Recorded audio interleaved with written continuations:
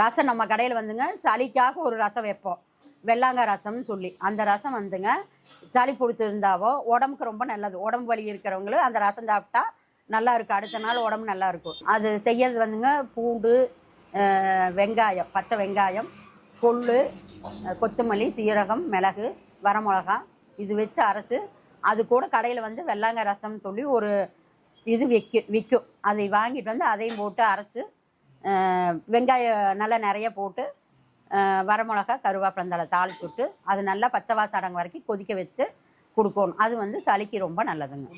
புளி லைட்டாக புளி போடும், அதிகமாக போடக்கூடாது, லைட்டாக போடணும்.